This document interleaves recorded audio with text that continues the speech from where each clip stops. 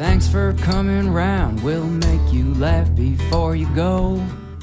Welcome to the Mermen. Welcome to the show. Forrest, are you gonna blow the conch with me today? Sure. Do it together? There's a bug in here. Last time a bug flew out. No bugs. Ready? Yep. Here we go.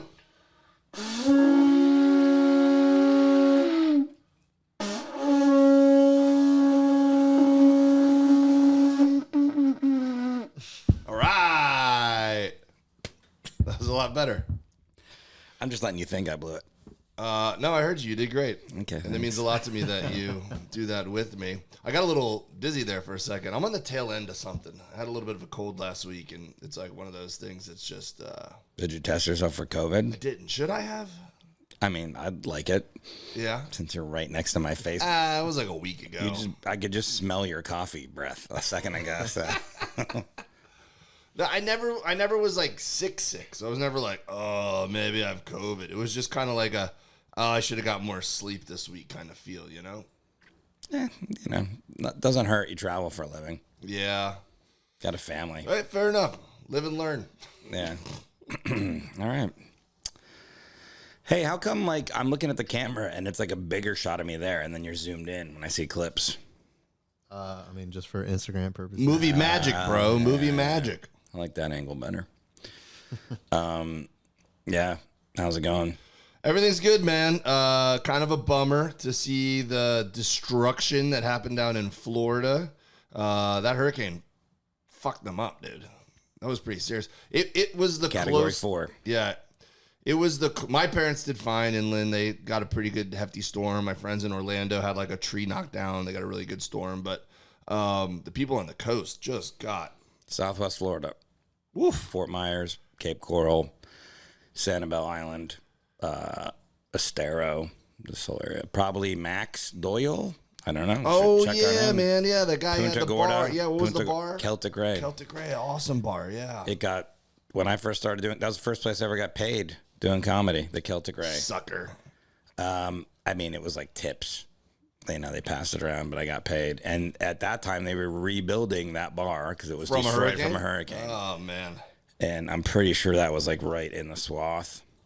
We should text him right now. I'm going to text him, give you an update on the Good word, swath. But I don't even know if I've ever heard that word before. But yeah, a lot of people got fucked up down there. Yep. And especially in those islands like Sanibel. Yeah, Sanibel and stuff, like the bridge is gone. Like, even if they Yeah. survived it, they're just like, well, we live on a deserted island now. Yeah. It was the most I'd ever been reminded of Hurricane Andrew from seeing, like, footage and, like, boats up on shore and stuff like that. The boats, they show those but I mean, if you're seeing a giant yacht on shore, don't worry about that. Those people are fine. They're not, those are millionaires. Worry about the people that are poor as fuck. They're like, look at the destruction. It's like, that 75-foot Hatteras, that person's fine. They evacuated to New York City. Well, I'll tell you a big difference, too, is that after Hurricane Andrew, the insurance companies came through and were just like, all right, here's a giant check. And now a lot of insurance companies won't even insure places in Florida. So a lot of people don't even have the proper insurance. And I'm sure they try to, whereas back then they were like, hey, we want to do the right thing. We want to make sure that, we take care of you and have a good reputation. Now they're just like, we can't keep doing this. We're going to find a way not to pay you. Yeah, one of the tricks they do, and this is what they did in my mom's house in the Keys at least, is one company will do wind and another will do flood. It used to be all-encompassing. And then they blame, this was caused by flood. Exactly what they do. They go in there. They ping-pong it back and forth. Yeah, so they'll be like, oh, yeah, no, that was flooding, but the only reason it was flooding is because the roof ripped off, so that was wind, so that water couldn't have... They do bullshit like that, and it's fucking a pain in the ass, And they're like, well, we'll pay you, but we're going to need to see receipts. Well, my receipts are soaking wet and have been blown all over the county. Yeah. No, it's a real thing, man, and they really fuck with people and stuff, so it says, LOL, we did good this time. House and public. He goes, you drunk again? No. Tell him yes. No. Tell him yes and then just write something super drunk. Yes, and driving. Talk to you later. Well, that's good. They did well. That's a Celtic Ray. Go support All right. them. Hey. Yeah. They must have built back real strong after that last one. They must have missed them then. That's good because their whole bar was taken. That was the first place I got paid. I remember that. Great. Like I went there for years, and for years going there, it was like under construction as you were there. They were adding to it. Yeah. They added like an upstairs, and they can look downstairs on the bands and stuff like that. And yeah, that was the last place I decided. That was the place where I decided to stop doing drugs and drinking before I went on stage. So because you were getting paid that night, you were like, "This is a job now." It was more just terrible set. It was. I went. Okay, so the first time I ever got paid, I went there. I went over there with Al Jackson, Neri Signs, and Oni Prez, and I just went there to do like 5 minutes. And at the end, they passed around like a tip bucket, and they split it up, and I think I got $27. And I wasn't even that good of a comic. I called everybody I knew, like, "Oh my God, I got $27 to do comedy. I've made it. I probably doing it." Yeah. Anyways, I would go over there and do shows every once in a while, and then Max had me. Oni and John Vargas, and he put us up at like I don't know, fucking Best Western or some shit like that for the night, and I brought some coke like to do because it's good to do.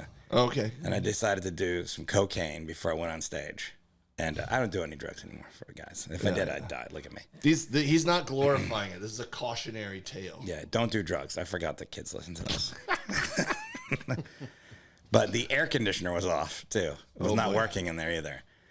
So I decided to. I thought that'd be a good idea to drink and do some drugs before I went on stage. Wait, can I ask you a question? Yeah. As a guy who's never done hard drugs. Oh, okay. You were doing it before you went on stage. Yeah. I thought you were just doing it at the party in a hotel room with 3 bros. I was like, I thought cocaine was more like a party drug, like if you're at the That was later. nightclub, That was later. women and We did stuff. that later. Okay. We had it on a plate. Okay. Yeah. Here's a tip: if you're gonna drive with drugs in the car, keep it on a plate. You wanna know why? Yeah. Because then if you're gonna get pulled over, you just hold the plate out the window. It all blows off the plate, and then you're like, "Officer, we don't have anything in here but a plate." Oh man, yeah, the old plate trick. Yeah, don't do that. They'll analyze plate. But but they throw the plate out and it shatters. Anyways, I don't remember Oni and John's set, but my set was a sweaty mess. Terrible. I'm just like, Did you talk really fast? You're like, hey, and how about you guys ever Don't remember. I just Judge remember Wapner? Hey, I just remember having a bad set and it was terrible. And I called Max the next day and apologized. And then I just was like, why did I drive 2.5 hours to like be drunk and high and all that shit and do comedy? And that was like when I decided to start taking comedy seriously and be like, I'm not going to drink or do drugs before I go on stage anymore. I'm going to like actually take this as seriously as a job, whatever, and blah, blah, blah. well, I noticed that early in when we started, you and I started emceeing for the local improvs in South Florida, and you go to the Miami Improv. Don't do drugs. Yeah, I would always, I would think that it was a party. I think everyone thinks like, oh, it's a party. You're better if you're drunk on stage, right? You're not. Yeah. But then you notice like the headliners, at least the good ones, the ones you respect, don't generally drink on stage. Like they might have a beer during the show, I mean, and then they'll get after it after, but they don't go on stage like. Especially back then, you would do 3 shows on a Saturday, 3 headline. So you got to do 3 hours of comedy. You know, like if you're Bert getting doesn't drink on hammered, stage. huh? Bert doesn't drink before he goes on stage. Nope. No. Bert, Jim doesn't. Jim hasn't drank in years now, but he used to.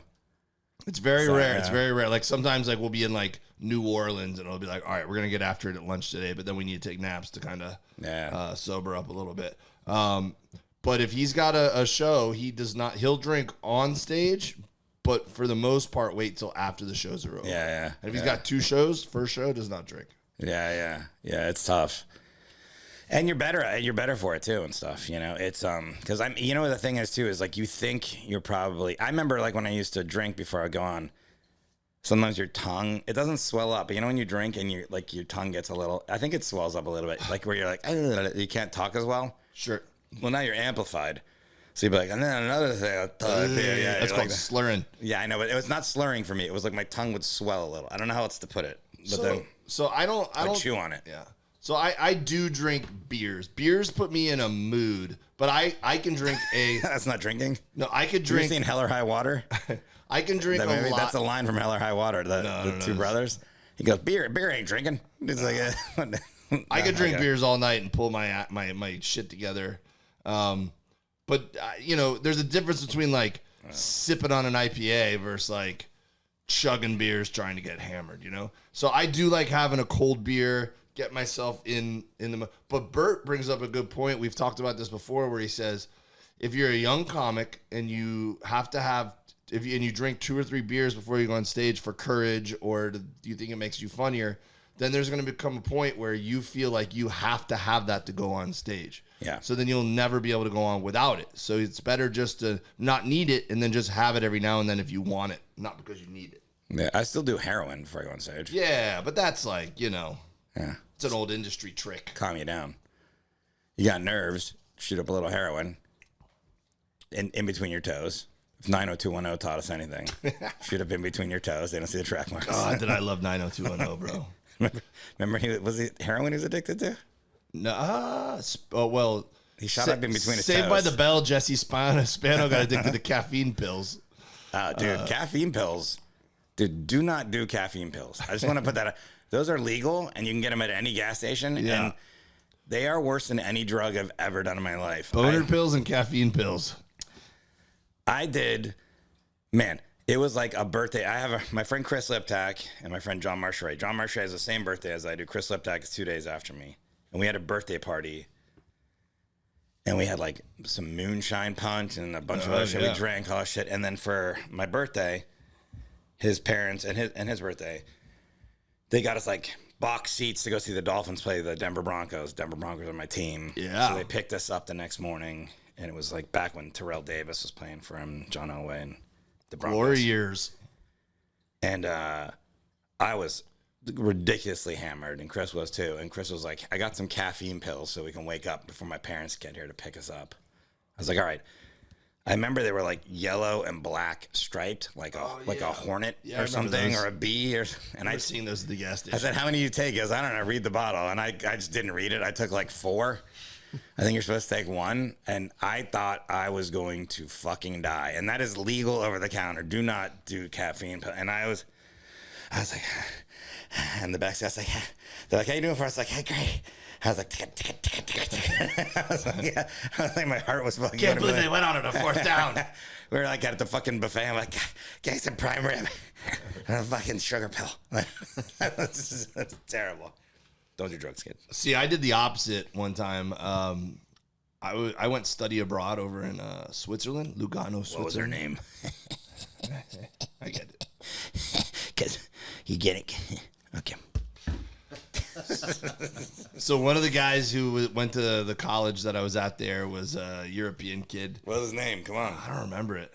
Just make it up. You got good names. Yeah, no, only real names for me, buddy. I don't want you to doubt the other ones. Yeah. So his dad was a sports agent. I just can't believe you don't remember his name. You remember everybody's names. Yeah, I don't even remember his first name. Yeah. There were some other great names over there. Yeah. Like what? I can't think of any of them. Yeah. I was Okay. getting old. I can't remember the names. That was a foggy summer. What was the girl that you were going to study? What was her name? Lugano, Switzerland. Ooh, she sounds hot. So After a country.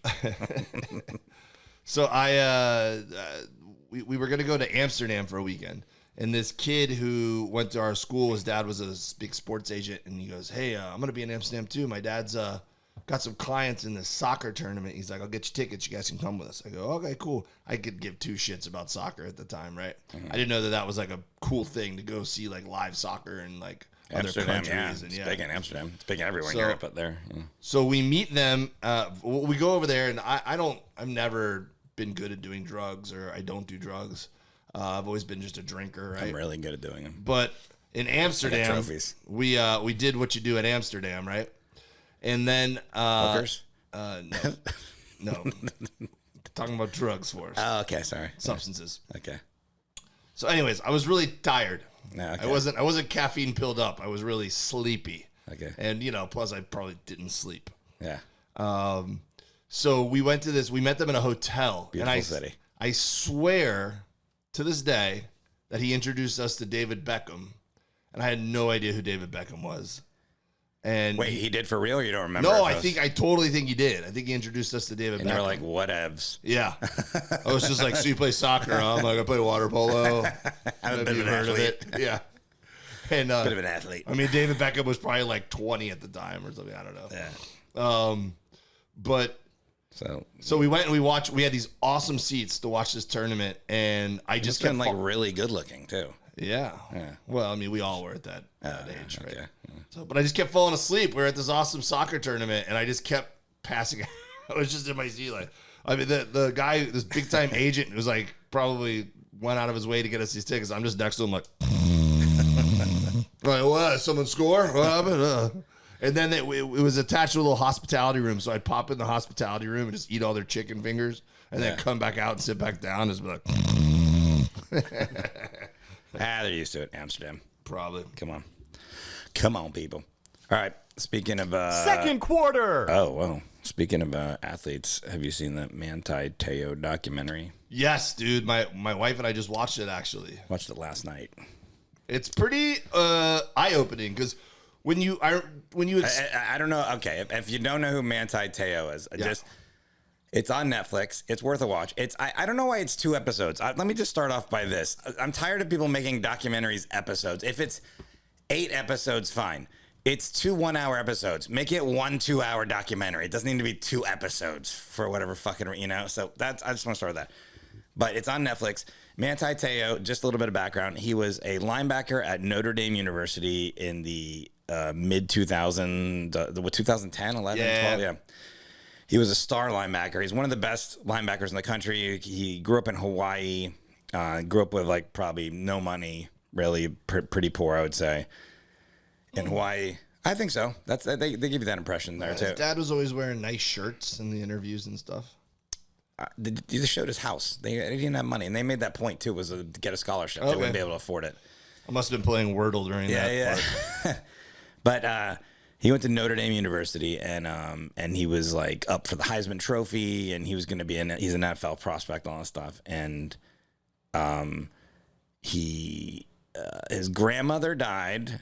And his girlfriend died on the same day. And this is all like public knowledge when it happened. And he dedicated his he's already a top linebacker in the country. And he dedicated his like senior season to them. And it was like, and he went bananas. He was like, I remember him making every play that year. Yeah. And Except for in the national championship game. I hate Notre Dame football because they're like, it's very like they make that about like Jesus and this religious thing and whatever. And they were old time rivals with the Canes. They were perfect and this, yeah. And so I hated Manti Te'o too. And then it came out right before the national championship game that this girlfriend that had died, she had been in a car accident and died of leukemia. This girlfriend that died was fake. And I didn't investigate anything other than it was fake. And then they made it seem like Manti Te'o was in on it and made it up. And some people, like, I won't say anything other than that if you watch a documentary. Well, I might say some other stuff. But I just kind of just left it at that. And I was like, good, he's a piece of shit. He struggled in the national championship game. He didn't have a great pro career, probably because of this. And I was like, good for him. And then I watched a documentary, and all I can say is... Yeah, you want to give him a hug. I'm sorry, man. I was like, I'm very sorry that I judged you because of the media. And I know you don't listen to this podcast. Maybe this is Mermen. He's from Hawaii. Could be a fish shell guy. But if you do watch, I'm very sorry. And everyone should apologize to you in the media. Everybody. And I don't see people apologizing to him. This documentary's been out a month. I mean, everybody should be apologizing to him. The only thing he was guilty of was probably just being a little naive. Grew up on the island, in a small I get it. He town was a in kid. Hawaii. Yeah, and he had no time as a football player. You want to tell me? You want me to tell you my favorite thing about that documentary? He was catfished, by the way. He was catfished, Yeah, and so he had a relationship with this girl online for years, but he never actually saw her in person. Yeah. This is still not ruining the documentary. You can watch it. Yeah. Well, if you don't know, it's a news story. No one's being surprised by these details. Yeah. But it was a dude pretending to be a girl, and for years, led him to believe he was in this relationship. But here's my favorite part, is that when he first connected with her online on Facebook and was like, oh man, it's a pretty girl, and I'm like talking to her, he looked at the mutual friends, and one of the mutual friends was his cousin. So he called his cousin and goes, hey, man, you know this chick? Yeah. And then the cousin was just like, oh, yeah, she's cool. But he didn't ask, like, have you seen her in person? Or did you just meet her online, too? Yeah, the cousin was just like, yeah, she's cool, man. Yeah, you should talk to her. And then he didn't realize, like, he probably should do a little bit more due diligence. But here's the crazy thing is he got catfished. But in the end, everyone else got catfished, in my opinion, because when it came out, the media just ran with the story. And I'm talking about everyone from the New York Times to Sports Illustrated to ESPN. Dedicate season. Yeah. They didn't do any research. And this guy, they propped him up like this, like propped him up way up here. And when they found out about this, they put him down in the dirt and stomped on his fucking head. And just like they would, and then they even said shit like, well, he's probably gay. And this is a story he made up to hide his homosexuality and shit. They never even apologized for that. And I mean, I'm talking about, they showed clips of everybody on there saying shit like that. He's gay, he's a this, he's in it. And it turns out none of that shit was true. He suffered from anxiety his whole NFL career. And he was like this fearless, reckless player. Like, that's what made him great. And his career never really panned out in the NFL. And he lost out on millions of dollars because he would have been a top 15 pick easily. You know, like millions and millions of dollars because of this. And it was like, it was just kind of like this cautionary tale of like the media too, like, and thing too. But it does have like a nice ending in the end. You're kind of like, and the thing about it too is like, I judged him the same way everyone else did. And when you watch this, you're like, he seems like a really nice guy. And he seems like he's mentally healthy now. Yeah. Like, where you felt good about it. The other thing is the other person that catfished him, fuck that. The whole time I'm like, this fucking piece of shit. The whole documentary, I'm like. A lot of the stuff they said was real pompous too, where they were just like making it about them. Like, you know. Oh like, my God. And it was like, hey, you're playing, you know what you're getting into. The person that you're playing with doesn't know what they're getting into. So don't play the victim. Yeah. They tried to play the victim the whole time. I'm like, no one likes you. I don't know anyone watching this documentary that's going to like you right now, just so you know. But it's still a good watch, even though if we told you all that shit. But I watched. But in the end, it's like, you know, it was like one of those things. Like, I was watching it, and in the end, he just talks about how he had to forgive himself, and I was like, yeah, I got to do that too. I was like, I think it's cool how documentaries are like normal watching now. Like when we were like 16 years old, if someone told us to watch a documentary, we'd be like, I'm not gonna watch that shit. Yeah, nerd. What am I gonna go learn on a Friday night? Get out of here. I watch a lot of documentaries. But now documentaries, but documentaries are like good filmmaking now. Like they're like about fun subjects and they're done in an entertaining way. I think when we were young, the documentary world was just like, you know, here's something you would watch in your 6th grade science class, you know? Yeah, but I haven't seen anybody, maybe I'm wrong, but I haven't seen any national outlets or I haven't seen anyone apologize. They literally should be. Hey, that's our mission. This podcast is going to make it our mission for Manti Te'o to get an apology from the media. Who's stepping to the plate, guys? Well, you know Dan Le Batard. You should start with him. All right. The national or the Mermen podcast officially offer an apology to Manti Te'o. We're sorry we judged you when we were watching you get your ass beat in the national championship. I'm sorry. I was happy for it. And it turns out. Yeah. And we're going to make it the Manti Te'o apology challenge. We challenge Dan Le Batard. Who else? Who can we get to? Joy Taylor. We know her. And Stephen A. Smith to issue Manti Te'o an apology on behalf of media. And then they need to challenge people. And we need to make this a train that goes on. You should check if they've already done that. Yeah, probably. They're probably better people than we are. If you haven't, do it. They probably don't even know him. Well, Stephen A. Smith definitely probably piled on. How you did? Dan Le Batard and Joy are pretty measured. No. I read a tweet by Dan. I looked it up.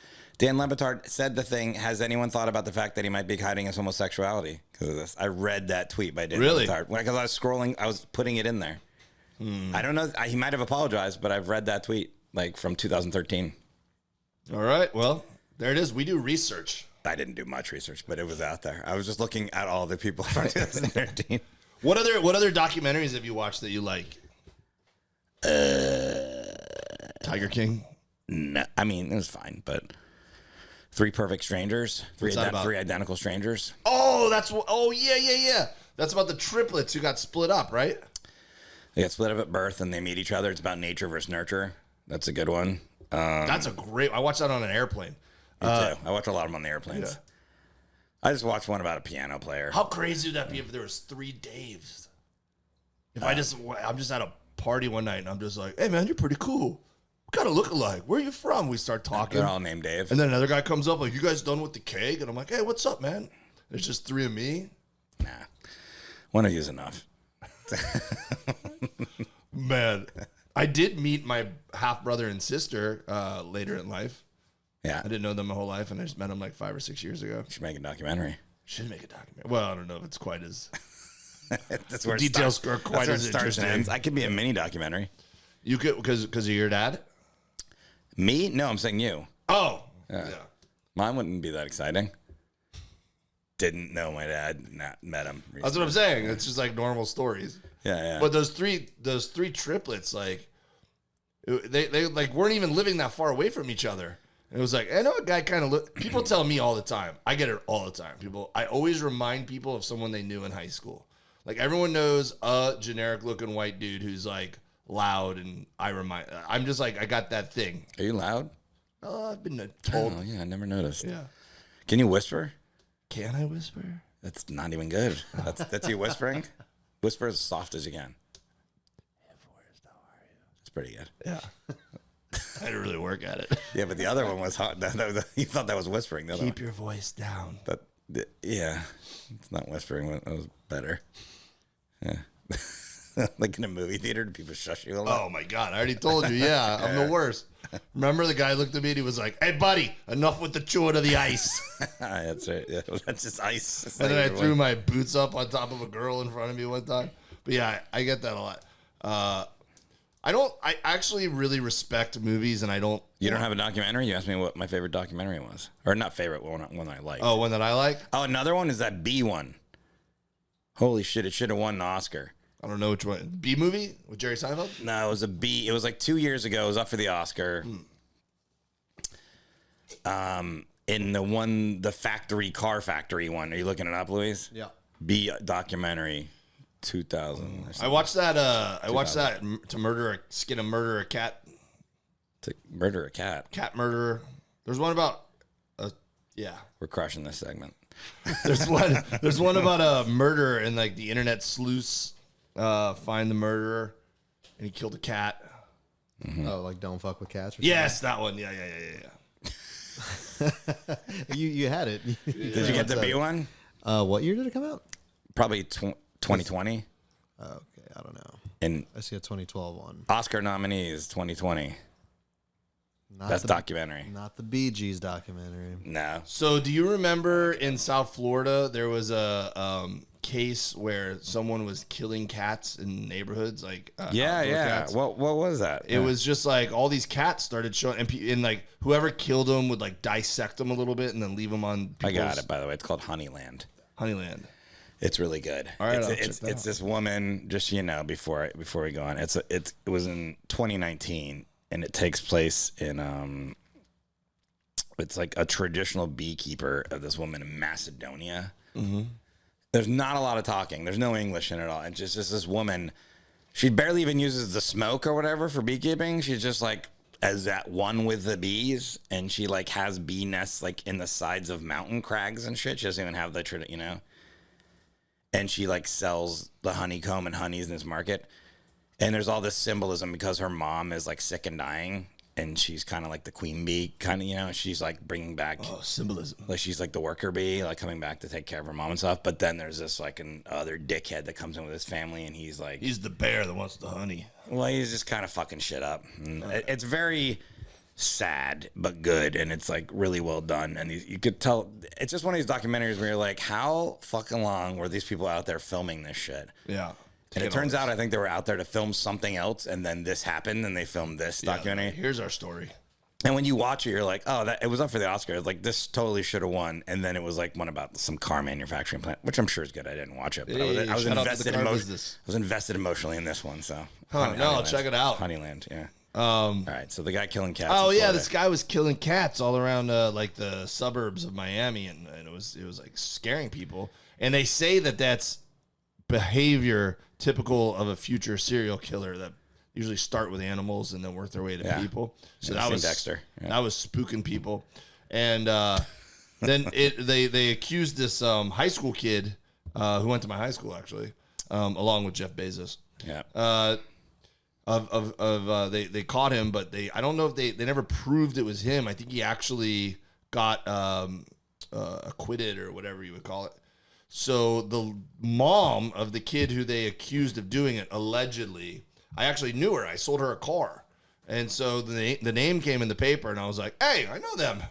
And she's a life coach, actually, which is probably... Is that the end of that story? Yeah, that's it. Oh, I thought there was going to be more to that. I had a connection. I should make the documentary. I have an in.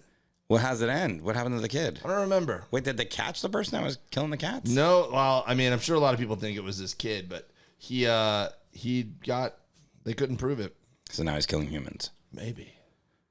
Dun, dun, dun. Say you're sorry, Dan Levitard. Do you think? Third quarter. How do you think he's going to see that? Is that the clip we're putting out? No, I don't think we should do that. just if he organically comes across it. This podcast? I love Dan Levitard. He's great. Great show. When I was a kid reading the Miami Herald, I would read the Herald from the sports section, from cover to cover, every morning at breakfast. And he was a young journalist at the time, and I hated him because he was honest. I wanted to read Edwin Pope and Greg Cody because they were like homers. And I was like, yeah, that's what I want to hear. I want to hear positive. Greg Cody's on the show all the time. Yeah. And then, but Levitard would be like, why the Dolphins aren't going to win it this year? And I'm like, don't give me this realistic, slap in the face. I want to just hear why I should be excited about my team.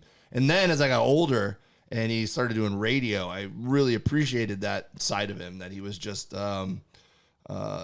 he didn't take the sports stuff so seriously. He was just very honest. Yeah. And he would get really creative. I'd sit in my office at the car dealership and I'd listen to it streaming on the computer, which was like high tech back then. And I'd always send in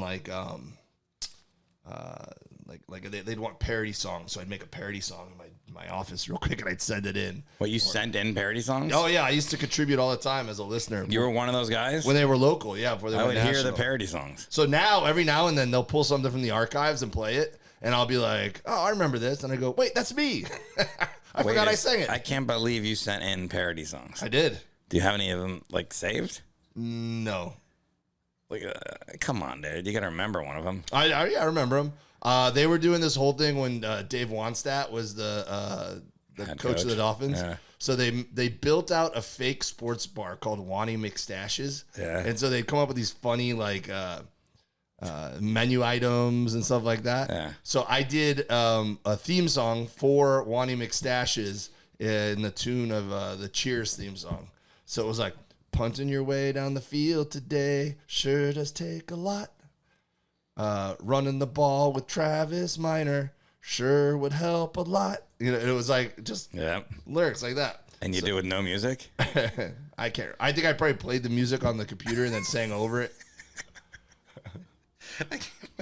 I would listen to that because we listened to him a lot. We listened to a lot of AM. It depended who I was working with, but when I was riding around a lot, when I was working as a biologist, we'd do a lot of water quality testing. And if I was on land, we'd be doing work in the Everglades, tributaries, and things like that. And it'd be me and another person, and we'd be collecting water samples, right?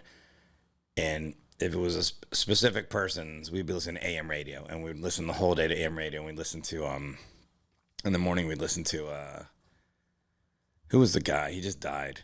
Hank Goldberg. Oh, yeah. Yeah. Hank Goldberg. Hammering Hank Goldberg. When I'd work back in my dad's mechanic shop, I'd apprentice with the mechanic, and they'd have the AM radio on with either him or Neil Rogers. Neil Rogers, too. Hank Goldberg was just a sports guy, but all you were hoping is he had a bad temper, so occasionally he would just yell at people, and that's all you were hoping for. Someone would call in and be like, no, the Dolphins need to run more, and he'd be like, are you fucking... Yeah. I think you're the only one to figure that out. Then Neil Rogers was hilarious. Another guy, they're all passed away now. Neil Rogers was just like pure satire kind of guy. And then who was the guy? What's his name? Fucking A. He used to be locally based, but then he do all the voices. Oh, God damn it! Phil Henry. Phil Henry. That guy's a fucking genius, man. Yeah, he was the original crank call guy. Yeah, Phil Henry would do. He would do these things where, if you don't know who Phil Hendry is, Hendry is look him up, man, or I don't know, on YouTube, or he would do these fake, he'd all these fake characters, and he would play the fake characters, and he would play himself interviewing the fake characters. And I guess he would have like two microphones. He played a radio host, yeah, and a guest, and he'd be both people. But he had he had a whole slew of characters that he'd have, like, you know, maybe like 20 different characters, and he'd have them on, and they were always inflammatory. They'd always be people that were saying shit that if you were in on it, if you were like us and you knew who Phil Hendry was, like, oh, he has these characters on today. But if you were just like a truck driver or someone that just turning on AM radio to get by, and you did not know this was a joke, you'd be like, what the fuck is going on in this radio station? This guy was like calling for, you know, like just saying, you know, I think not only should we allow abortions, but up to like 3 years old, they should be aborted. Like something crazy like that. And people would call in and lose their mind. It would be on radio. And so people would call in, like real people would be calling, and he'd have like two microphones, I think. So it would sound like the person was on a phone. He'd be like, anyways, I'm here with blah, blah, blah. I forget their names. And then he'd go, yeah, I feel like and I really think that. And then the person would be like, I don't know who this person is on the phone, but they're fucking crazy. But wouldn't he have real people call in? The people that were calling were real. Yeah. They thought the other person was real. But it was Phil Hendry who was doing both voices. Yeah. He's a genius, man. Yeah. He's so funny. It was great. That guy. So we'd listen to him, and then in the afternoon, we'd listen to Dan Le Batard and Stu Gatz when they very, very first started. Do you remember when Daniel Tosh had a show on local TV? Tens. Yeah, Tens. Yeah. We used to rush home from school to watch it. We'd make party pizzas at my buddy Scott's house, and Scott Schultz. Daniel Tosh. You know what Renee Hart told me? She's one of the owners down there of the Improv, where we started. I think she told me this, or somebody I think she... Because I think originally, before she was, you know, one of the owners of the South Florida Improvs there, Palm Beach, where her and her husband, I think it was called Comedy Corner, West Palm Beach. It was before our times. And then Uncle Funny's was Dorfman's. Yeah. So I think he came down from Cocoa Beach or wherever Tosh was from, and he brought a resume to like his comedy resume or something. And just lied about like all his experience, but he hadn't done any of that. Well, so they just threw him up on stage, and he clearly wasn't. But they just started putting him up on stage, right? And so he was, And so anyways, he like kind of cut his teeth down there. Well, the story I heard, because he lived in Miami Beach, I think, right? And this was when he did Tens, but I thought when he was like just starting comedy. Yeah. The story I heard is that he would call all the comedy clubs in Florida, and he would pretend to be his manager. Yeah. And he'd be like, I got this hot new client. He's like, got to get him in there. You know? And so he'd book himself, a la Phil Hendry. Yeah. And so he'd book himself at these clubs as a headliner, and he was like just starting comedy. Yeah. Worked out for him. There was a show, Tens. You can describe it, though, but it was him and this woman. I don't remember the woman's name. Basically, Tens was Daniel Tosh doing a man on the street type thing. With a woman. There was a woman, too. Yeah. And then he would just interview hot chicks on the beach, though. He would interview the hot girls, and she would interview the hot guys. And the whole reason you'd watch it would just be to see the hot girls. Just on the beach. Was it. Yeah. Like it was he could have been saying anything. It didn't matter. You didn't. No ugly people were on the show. It was they would only interview, and it was Miami Beach, basically, or Fort Lauderdale Beach, Miami. So it was really easy to find hot people. So it'd just be guys with abs ripped and fucking, and the girl would be talking to them, and then Daniel Tosh would talk. And he was funny on it, though. Obviously, he was a funny guy, but it's like, But that was on Whammy. It was on the Whammy network. Yo, you remember Jukebox? I don't know that show. It was a channel where all they did was play like music videos, but you could call in with your landline and pay like $2 to pick the song. Yeah. So it was just music videos, 24 hours a day. Do you remember the Whammy network, right? Of course. Yeah, I did. Was that what I did the commercial for? Whammy. I did a commercial for. Oh, maybe it was that like. I did a fucking commercial for what network was that? Maybe that was like that. Music Network or something like that, where I'm like dancing on a counter and I'm rubbing my butt in this guy's face and stuff like that. I'll have to find that. Yeah, I want to see that. Yeah, I'll have to find that somewhere. Clyde has that somewhere. Whatever you're selling, I'm buying. Luis not paying attention. Hey, Luis, what did people say about us on our reviews? Oh, yeah, we got hundreds of reviews. Glad you asked. Fourth quarter. Hey, guys, if you're enjoying the podcast, please rate, subscribe, leave reviews. It really helps on the Apple algorithms, apparently. Not on all of them? I don't know. Spotify? No, not really. Doesn't have on Spotify? Not really. What about Stitcher? Are people enjoying the podcast? Is it positive or negative reviews? There's been nothing but positive reviews. Nice. Great. Wait till Levitar gets hold of it. But yeah, no, like Dave said, the more you guys write reviews, the more it gets on the charts. And so you guys are pretty up there. I don't think they're going to review this one great. We just this has been there was another show. This has just been me and you catching up. We haven't seen each other talk to each other. There's another one thing. What documentaries do you like? Sorry, guys. I'm a little under the weather. I might have COVID. I apologize for not bringing the energy this week. Yeah, I'll be dead next week. So cool.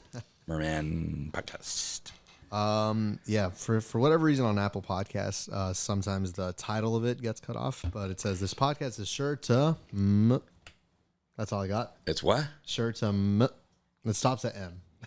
They put most of the review in the title, but Wait, it says what?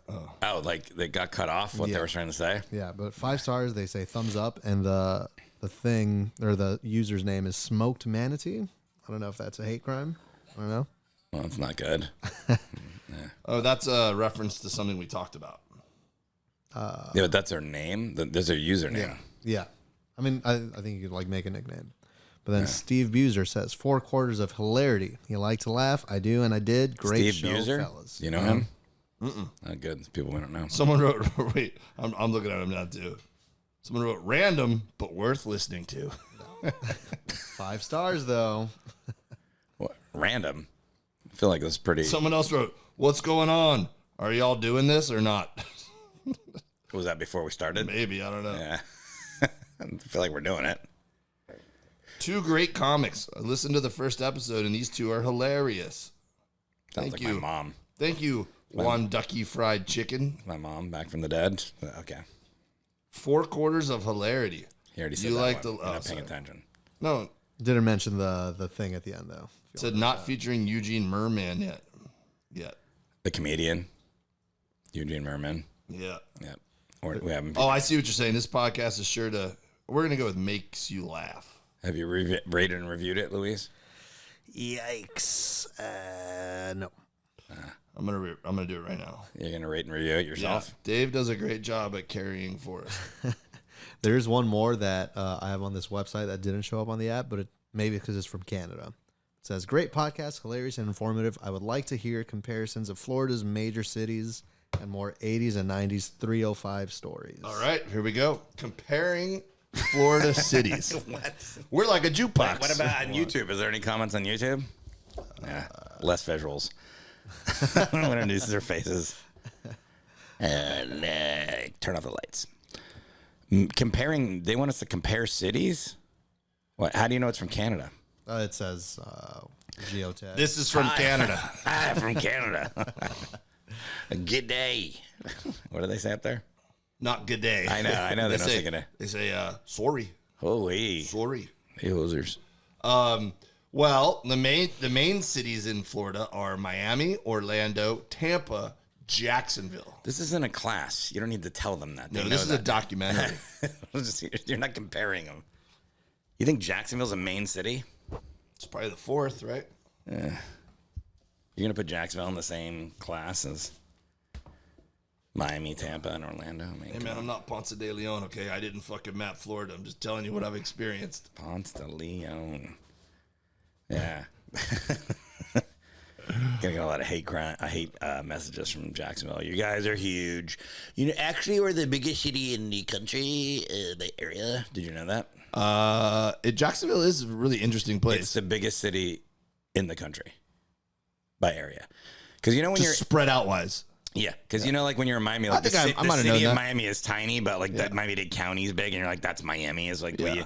That's so the Miami. city of Jacksonville, I think, is like the whole county of just so the city line is like so you'll be driving in and it's like just the woods, and then you're like, yeah, this is Jacksonville. And you're like, whatever, we're in the fucking woods right now. We're not in Jacksonville. But I'll tell you the Jacksonville joke that my grandfather used to tell me when I was a kid. Lay it on me. There's a lot of paper mills there. I think they're still there. Right? Oh, yeah, you drive by and it smells. Yeah. So my grandfather, that was like the first joke I remember as a kid. Like my grandfather told it to me. He goes, yeah, my girlfriend told me to kiss her where it stinks. So I took her to Jacksonville. Hey! It's a dirty joke. We know where Forrest got his sense of humor from. I'm gonna cut in real quick with some YouTube comments because there are some. Oh, They're boy. bad? No, nothing but positive. Wow, that's hard to get positive ones on well, YouTube. talk to us in a year. We're gonna get to the hate. That means we don't have a lot of listeners Yeah, yet. don't get excited. It means that only people that like us have found this podcast. Yeah, wait till we... Well, one person said Bert sent me, so that's good. Bert must have given you guys a plug. Boom. All right. Thanks, Bert.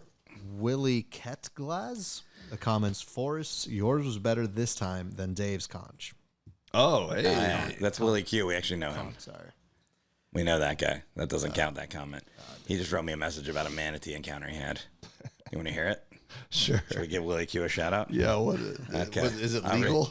Yeah, it is. Willie Q, you're getting a shout out on the podcast since he gave us a. Willie Q wrote to me. Willie Q is should we say he's a comedian? I don't know. We know him from comedy. Yeah, he did comedy. He batted around the comedy scene in South Florida. Yeah. He used to run a show. Where's Willie Q on here? Here he is. Willie, we love you. He goes, hey, I have a great manatee story from surfing. And I go, is it a great story, or did you just see a manatee while you were surfing and think it was a shark? Didn't respond to that. He goes, it's great. He came up to me. He was missing his right eye. He also had propeller scars on his back. I got to let him. He burped and it smelled like scallops. And then he turned and exposed his belly. An experience I'll never forget. And he drew a picture of him, and there it is. And he goes, I was indifferent about manatees until that day, and then one showed him his belly. Then I fell in love with him. So there you go, Willie Q. There's your story. We know what Willie Q's mating rituals are. There's the picture of the manatee. Hey, one-eyed manatee. There it is. We'll send it. Bleh. Thanks for the comment, Willie Q. Look Thanks at my for listening. belly. Keep listening, Willie Q. Thanks, buddy. Willie Quitglass. I don't know how to pronounce his last name. I've known him forever. And that's it. Someone says they want to find a pet hyperallergenic mama squirrel. Yeah. Hypoallergenic. How do they know they're allergic to squirrels? Documentary. Mm-hmm. All right. Best episode ever, I'd say. We're killing it. Say sorry to Manti Te'o in the comment section, and we'll forward him to him. He's not on social media. I was going to say sorry. Really? Why not? Yeah. Why? What experience could he have had that Something happened. really turned him off to social media? Something must happen. Anyways, Jacksonville. That's what I say about Jacksonville. It'd be funny if he got back on social media and it happened to him again. Someone was just like, hey, man, I saw your... What's up? Gay. You're gay. It's like, what, dude? I just saw a documentary. Some girls like, I'm so sorry that this happened to you. I really feel bad. Yeah, and he's like, thank you for saying that. I really appreciate it. And she's like, something happened to me too. And he's like, well, let me connect with you. And then they become friends. And then he finds out it's that same guy. He leaves his wife. Is he married? Yeah, I think so. Have you been catfished ever? I don't think so. Have you been catfished, Louise? No, not that I'm aware of. I'd like to get catfished. I've definitely, people have wrote me messages where I go, yeah, that's not you. Yeah, I know, all the time. Yeah. Yeah. The funniest is when they make a clone account. So I just got one the other day from my sister-in-law, and they just take their profile picture and make a new Facebook thing with their name and their profile pic, and then they hope that you don't notice that it's not the same one. And so, but it's like broken English when they write you. So my sister-in-law messages me out of the blue on Facebook and says I hope your day is going pleasant. And I'm just like, what? Oh, by the way, what is your credit card number? Yeah. I was just thinking, what's your social security? I was just trying to tell my husband your social security number purely for information. A comedian that we know, who I probably don't even need to conceal his identity because he talks about this on stage. But he was chatting with a young lady one night who messaged him, and she was like, I want to show you my boobs. And he was like, okay. And so she showed him her boobs, and then she was like, now it's your turn. Show me your penis. And so he did. And then she's like, now I have a photo and video of your penis. Send me $10,000 for charity, or I'm going to send it to your boss and everyone that you know. And he was like, well, I don't have $10,000. Also, I don't have a boss. Yeah, and he's like, I also don't have a job to lose. Yeah. He's like, go for it. Yeah, you fucked up. Yep. And he does a song about it on stage now. It is a song. Yeah.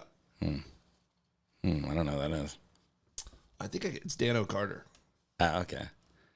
Well, you might want to ask him. Yeah. I think he'll be all right with it. Does he listen to the podcast? Yeah. Manti Te'o, you owe Dan O'Carter an apology.